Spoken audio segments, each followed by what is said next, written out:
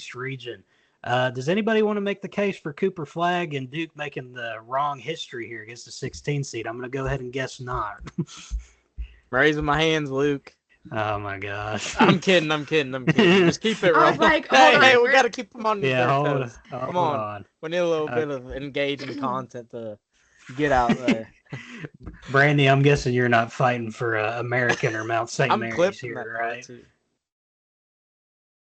Brandy's not rocking with American or Mount St. Mary's. Sorry. No, I'm not. No. Okay, is anybody rocking with Robert Morris over Alabama, or can we go ahead and put the 2 seed through as well? Okay, put the trolling aside, I do feel like Robert Morris could maybe possibly give Alabama some trouble, but I still think Alabama wins this one. Brandy, you want to make a case for Robert Morris, or is Bama going to take it?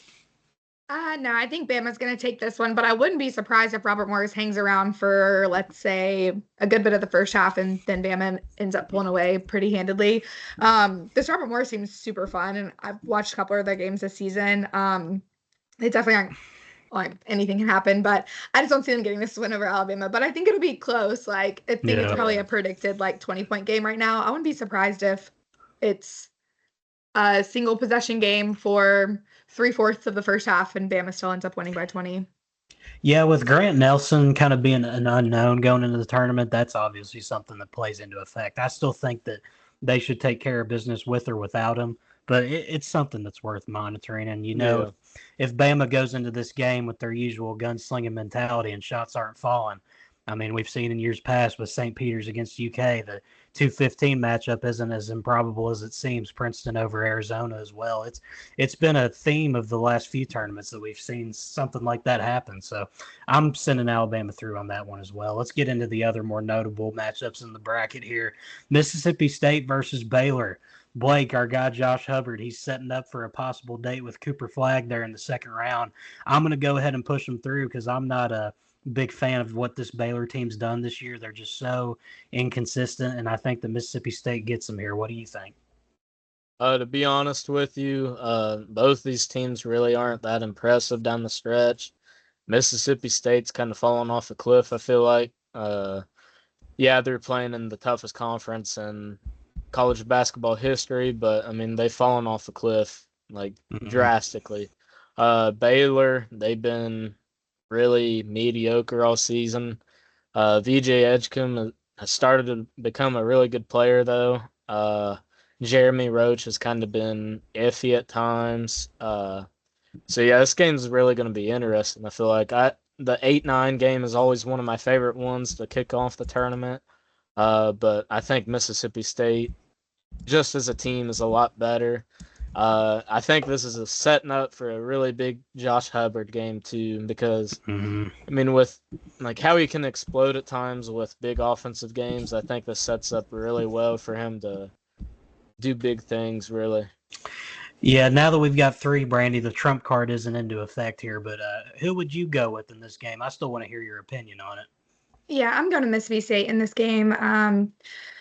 Baylor just doesn't have the horses this year. And Mississippi State's kind of been up and down here recently, but I think that they pull out a win here, at least in the first round. Yeah, this Baylor team, I mean, they really have underwhelmed compared to expectations, so I don't see them making any noise here. The 19-14, I think, is the record. I mean, gosh, that's like a play-in record some years. Them being in the 9 spot, I think that's a little bit nice to them with the way that they've played this year. Was anybody surprised that we didn't see them kind of fall closer to that bubble line almost? Yeah, I'm surprised they weren't on the bubble because, I mean, they've been really mediocre. Yeah, I guess the case for it was just that they had a decent amount of quad 1 wins. I mean, I don't know what you think, Brandy, but they definitely kind of had more of a bubble resume this year, in my opinion, especially just talking about strictly eye test. They have not been an impressive team.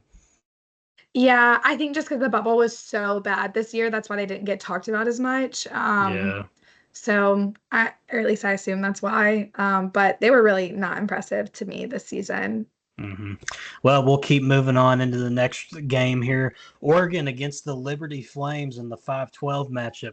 I'm going to go with Oregon here. Oregon, that's a little bit of a shaky 5 seed. I could see an upset bid being possible here. But Brandy, you going to go with the Liberty upset here? They have a little bit of March magic in them, or are we going to send the Ducks on through?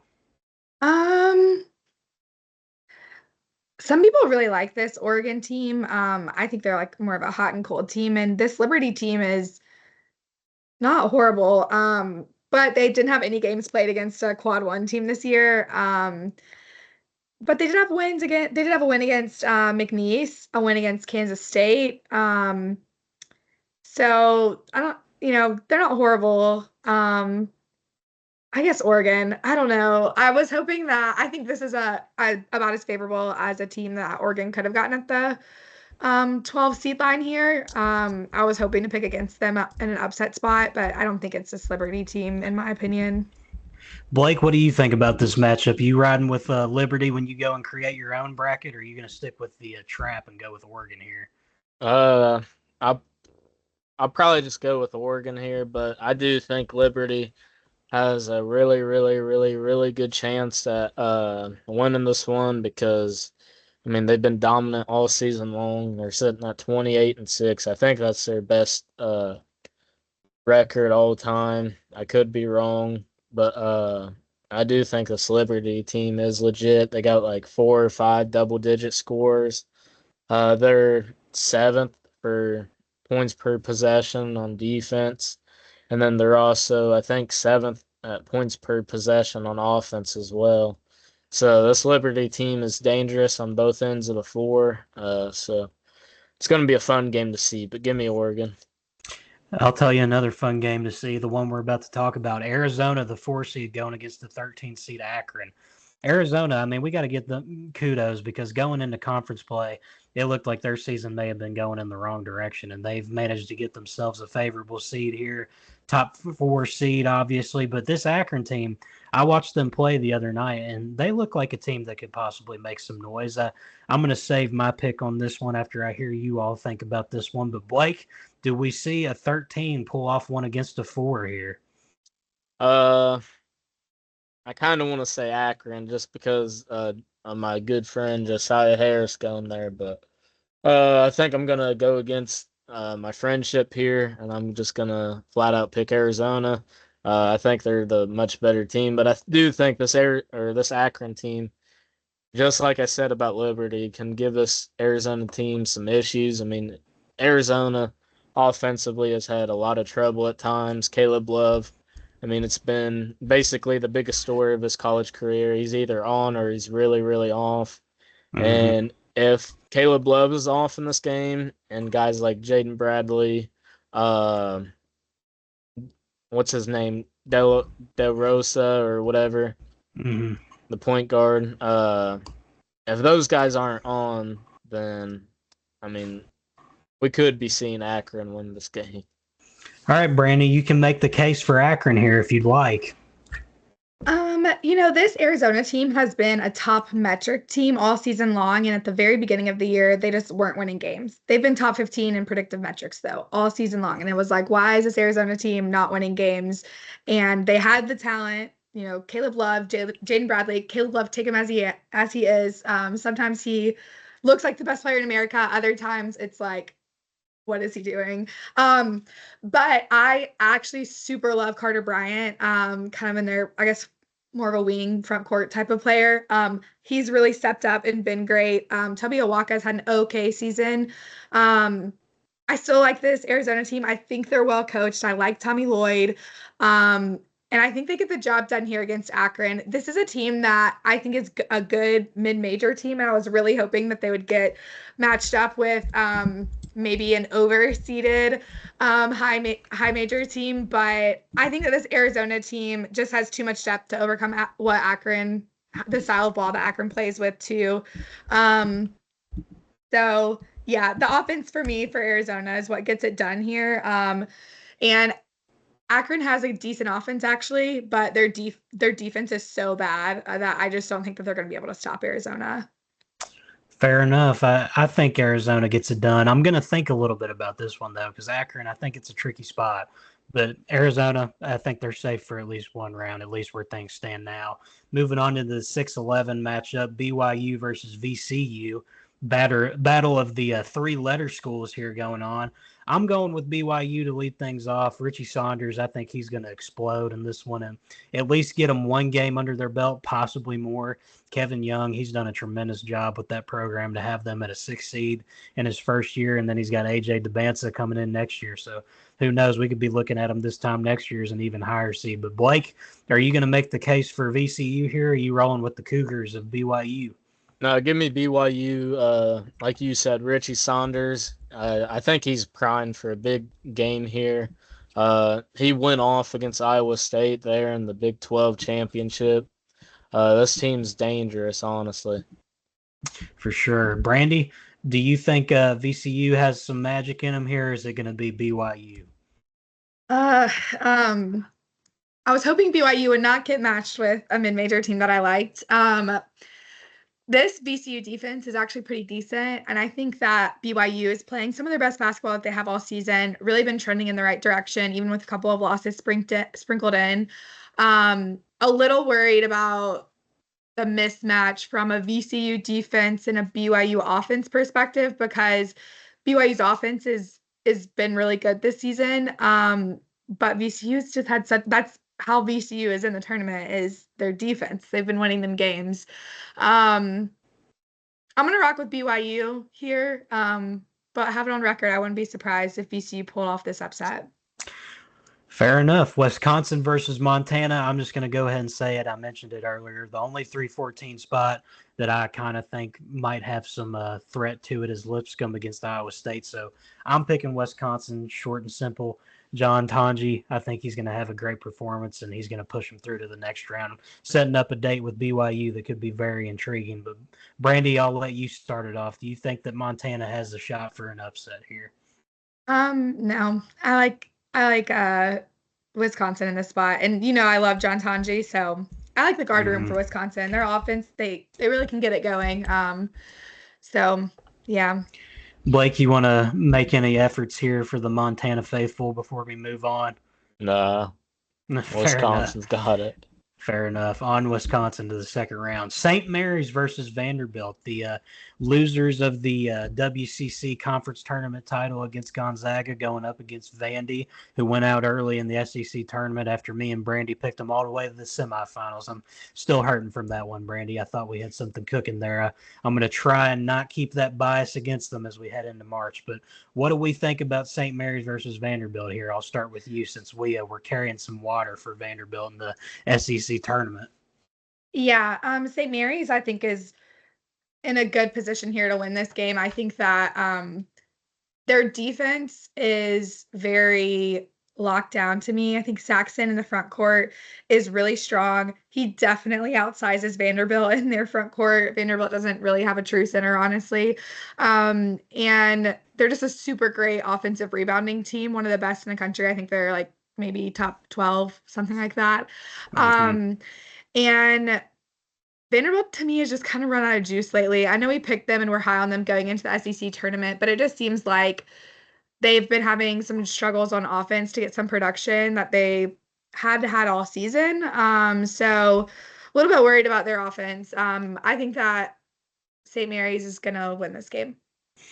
Blake, you've been a big fan of Jason Edwards all year. Do you think he gets a tournament win under his belt? No. Brandy really nailed on it.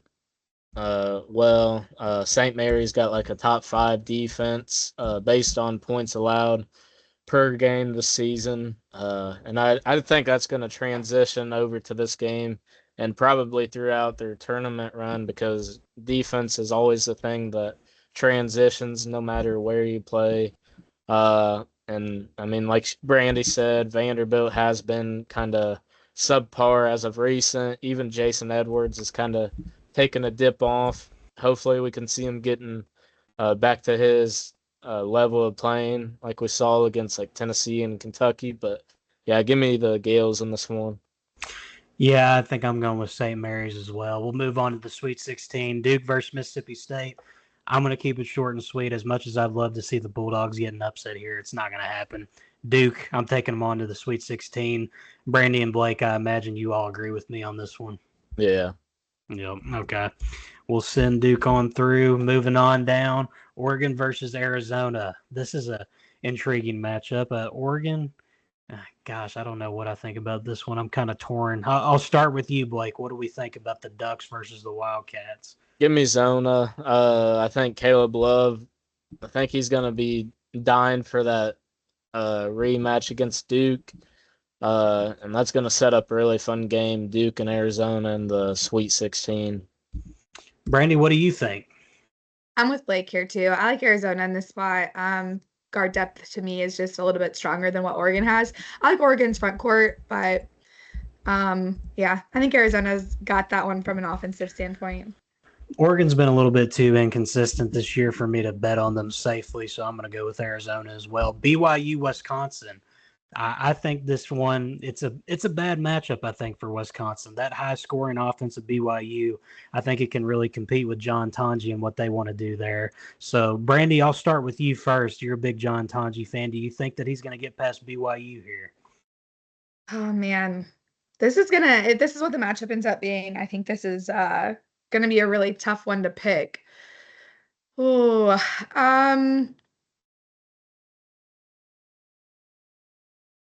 I think I'm gonna have to go with Wisconsin in this one. I've just really liked what I've seen from them lately.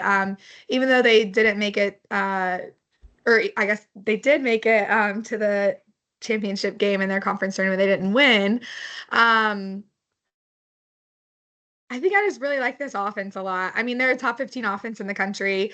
They're second best offense in the Big Ten, third best defense in the Big Ten, and they have a top 30 defense too. So I think that they have all of the makings to go far if they wanted to. And this BYU team to me is more of like a vibes type of thing more than anything else. Like they have guys who've stepped up for them, but I think that they lack a little bit of depth here. Mm-hmm.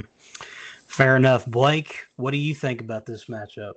I feel like this could go either way, to be honest with you guys. Wisconsin is probably the better defensive team. They're pretty similar on the offensive end, though. I don't know. This is a tough one for me, too. Tough. I know who I got. My heart tells me BYU just because I feel like Richie Saunders is just he's primed for a big game in like the NCAA tourney. I think he could have a big run. So give me BYU, but like really reluctantly because I think this is another teeter-totter type of game. Like it can go either way. I'm going with BYU. I think they make it into the Sweet 16. I like this matchup. I think that they can go band for band with Wisconsin in terms of offensive firepower. Now, the defense, that's another question. But yeah. I think that they're going to get it to the Sweet 16. The run might end there when they face the winner of St. Mary's versus Alabama. Now, this could be a compelling matchup because, like I said, Grant Nelson, the status is unknown as of now. We don't really know if he's going to be ready by the second round. Seeing a knee specialist doesn't sound too promising at all. Mm-hmm. But, Blake, do we think that Alabama can get it done with or without Grant Nelson in this spot against St. Mary's? I think that they will personally. To spoil I think they will too, but who knows? Maybe this Alabama team faults to really, really good defense. But I don't feel like they'll have like a whole lot of trouble scoring because they're still like a top 3 to 5 offensive team in the country. Mm-hmm. And seeing guys like LeBaron Philon step up here down the stretch is really promising for a deep March run. So yeah, give me Alabama in this one. Brandy, make the case for St. Mary's here before we move on. Yeah, I mean, the only case I think here would be dependent upon Grant Nelson's injury status. And while we were recording this, Nate Oates said that Grant Nelson was walking around today. I know that he's still going to have to see a specialist. So That's going to be a major blow to their front court if they don't have him for this game, especially with the style of basketball that St. Mary's plays. But I just don't know if St. Mary's has enough offense to keep up and pace with Alabama. This to me would have to be a scenario where Alabama just gets beat defensively if St. Mary's wants to win this game. And I just don't see it happening with the tempo that Alabama runs at. Yeah, I think that's kind of the recipe for success there. If you're St. Mary's, it's got to be a defensive battle. But I think Bama, even if Grant Nelson isn't there, which we don't know, like you said, I think they can get it done. But Duke versus Arizona, the 1-4, this sets up a storyline. Caleb Love going up against Duke, the team that he beat in the 2022 Final Four with his dagger that sent Coach K into retirement. Jon Scheyer, he was the assistant getting ready to take over the throne at that time. He saw it all unfold. I think he's going to be ready for vengeance. Give me Duke in this one. Brandy, what do you think? Yeah, give me Duke in this one. Their guards, or just generally everybody on their team, has really stepped it up, and they might be young, but they're super talented. And they showed this week in the conference tournament that they can win even without Cooper Flagg. So regardless of what his status is, I think that they'll at least make it to the Elite Eight, even if he isn't at 100%. Con Knippel has been super impressive lately, and I kind of expect Isaiah Evans to have a little bit of a nice March Madness run.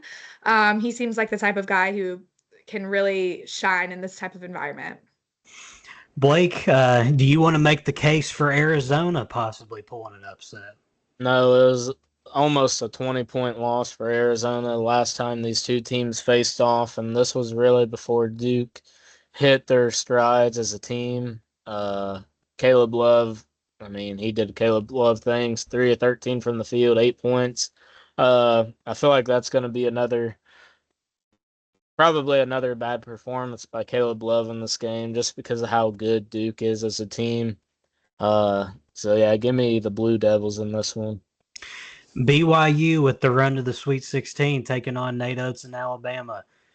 Brandy, do we think BYU pulls off another one and gets into the Elite Eight here? I know you were rolling with Wisconsin in your pick, but if this is the matchup we get, what do we think? No, I think Bama handles business against BYU. Nate Oats is as I'm an Auburn fan, and so maybe Auburn fans are going to be mad that I'm saying this, but it's the truth. Nate Oats is a good coach, especially in March. And they just have too much talent, regardless of health-wise, to not overcome this BYU team. Blake, do you kind of reflect that statement from Brandy? Yeah, definitely. Yeah. I'm rolling with the Tide as well, which sets up what I think would be an amazing Elite Eight battle between Duke and Alabama. Bama trying to get back to the Final Four in this spot. Duke trying to get in there and give Cooper Flagg the chance for the fairy tale ending with the national championship on the line. Gosh, this would be a tough matchup to pick if it does end up coming to fruition. Blake, I'll let you lead off on this one. Tide versus Blue Devils. Who takes it? Oh, man. This is so tough if this is the game. If this is the game, then I might actually have tears in my eyes just because of how good that game's going to be. I don't know if I can. I'm going to have to pick one. I don't know if I can. You want to let Brandy go with it first? Yeah, Brandy, I want to let you be the bad guy first. Brandy, you're being subbed in off the bench. Who you got? I would take Duke in this game. Duke's defense is so much better than Alabama's defense, and Duke has the offense to match Alabama. And like I said, they might be young, but Alabama's young too. Philon has been running point for them, and Aiden's a sophomore. He didn't score any points against Yale last year in his one tournament game that he's played in. And I just think that this Duke team, they've gotten a lot of shit for not playing, excuse my language, for not playing a tough schedule because of the ACC. But that doesn't mean that they're not a good team and that they can't go win a national championship just because the conference that they play in is weak this year. We've seen that happen in the past where a conference is weak and a team goes on and does well in the tournament. So this Duke team has depth and at all positions, and they also, as long as they're healthy, and they also play defense, and this Alabama team is not a very good defensive team, and I just think that if they don't adjust defensively and if they play drop coverage against Duke, then a major mismatch and not in a good way for Alabama. In the preseason, I was super high on Alabama. I believe, Blake, my memory's fading right now, but in the preseason video, didn't I pick Bama to go to the Natty? Yeah, you did. I did. And you know what? I'm standing by it. Tide are going back to the Final Four. Roll Tide. Yep. Baby. Come Let's on. go. Hey, at Roll least Tide. hey, I got someone on my side. I didn't want to be the one to outright say it. Give me Roll Tide, baby. The Tide are going back. They have a Where's Roll super Tide favorable. Willie This is at? like about as favorable of a draw as you can get, I feel like, for Oh, them. no, yeah. This is a beautiful bracket for them. I mean, St. Mary's versus Vanderbilt, you like that. And then BYU or Wisconsin is the favorites in those. I mean, you could really take them against either of those, I think, even if we picked Wisconsin. But, yeah, I mean, I got to stand on my preseason take. Bama top to bottom. I think you can say they're deeper than Duke. They may not be as talented as Duke, but I think they're going to get it done. And I think Nate Oates finds a way to go back to the Final Four. Me and Blake pulling out our Roll Tide Willie here, going with the Tide. I'll get pissed about nothing but the Tide. Don't care about nothing but the Tide, baby. All right.